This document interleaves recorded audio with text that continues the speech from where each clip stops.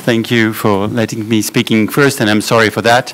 I'd like to say that I'm coming from CASE, I'm Boris Najman, and I'd like to say that working on transition was a very specific topic. I used to work in CASE as a center well known for this, but it was transition economics and transition for new members, and now working on this subject is quite interesting in a way because it requests us to think differently about the changes, to think also about a change of an economic model of development. And it's for an economist as am I, it's not always the simplest things to do, because you need really to enter with new concept, multidisciplinary also way to work, and also accept some kind of new ideas.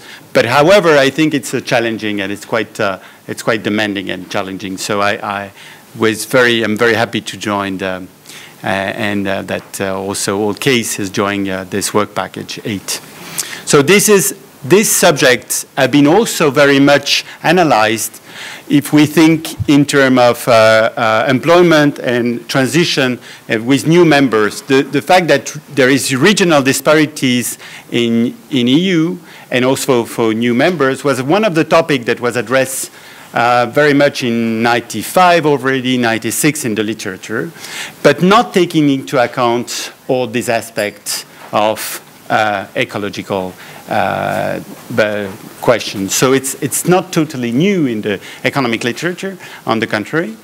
I think the aging subject is relatively more was more developed at the late 90s and was introduced very much in the models of growth also. So it's a very important subject, and it's very connected also to the idea of migrations.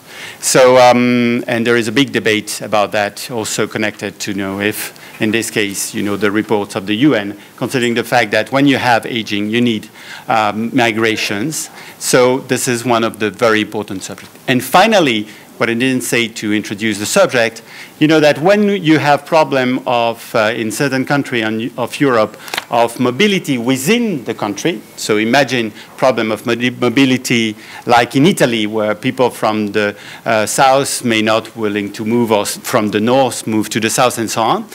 You may need also international migration to compensate the problem of migration that you don't have between countries, but also within the countries. So it's a very important and discussed issue in the literature.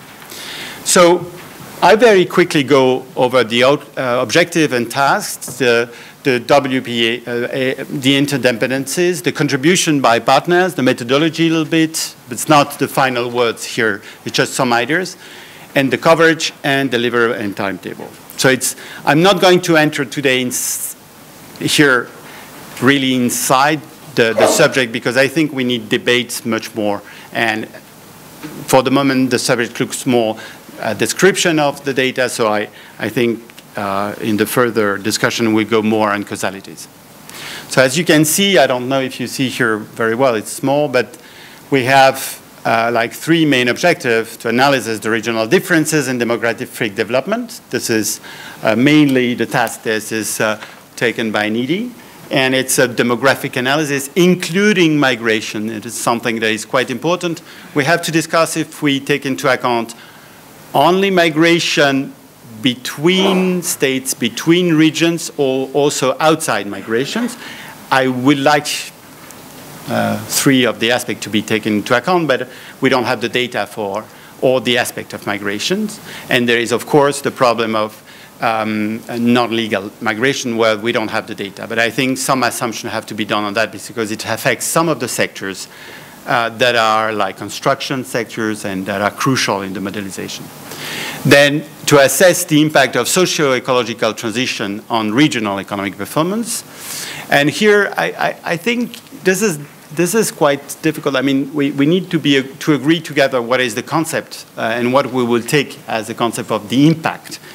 Because as an economist, it's not always easy to say what is the social-ecological. So I think this should be very quickly for everybody kind of some possibilities, not strict, but some possibility to understand what is the impact. This is why I was asking you this morning the questions. And finally, to present agglomeration effect in the light of socio-ecological transition. So this different task that is just the break-off of this objective, so I'll go quickly. The tasks are connected together, so task 1 contribute to task 2, contribute to task 3, but also task 2 and task 3 contributed to my task, and we're going to work mainly on task 4, and in relation with task 5 at the end. Well, there is 3 partners in this package. 5 minutes. NEUJOBS, which is from Holland, and it's mainly demographic, but it's going to contribute effectively to the model, and we discuss how to integrate the population effect in the model of Paul. And I think it's something that is crucial to analyze. The DIVW, which is going to provide the research report about the socio-ecological drivers of regional disparities. And here, we need to work on the concept, what is going to be the socio-ecological drivers? And CASE, I'm part of CASE, that is going to work on the impact of socio-ecological driver on employment patterns, so on regions and regional effects and agglomeration. So all the works is going to be on NOTS 2 for the 3 first tasks, sorry. And I'm not sure we're going to take all the countries because, you know, we have the problem of data on that. But I think we're going to take the biggest country for the beginning. And for sure, like Italy, Spain, France, Germany, Poland, for sure, and England. So after we can discuss the coverage together if we want to take smallest country as counterfactuals. So in the methodology, I don't have methodology here, I can tell you. The methodology is going to be simply, first of all, a review of the literature, that is the economic and demographic assessment of regional labor markets, because you know you have regional labor market in economics. You work on that. It's like when you work on traps, poverty traps, you have also regional labor markets that are very localized. So it's important to understand that. Also because you have the question of transportation. So if there is disparities between regions, we have to include that for a question of transport, of course. We have this issue in Paris, so I can tell you, if you want, we can discuss that. There is a big debate about that in France. The survey of the main literature on European regional disparity, I think it's important.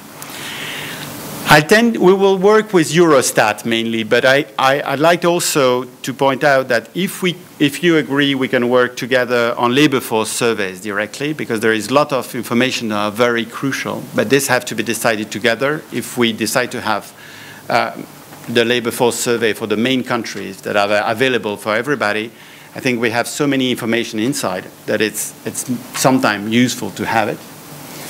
And finally, we want to have a comparative study of public employment policy, because this will affect clearly regional and state employment. So I finish on that. I have just this one, but this is less important. You just can look at that, and if you have questions, you can address it to me directly now.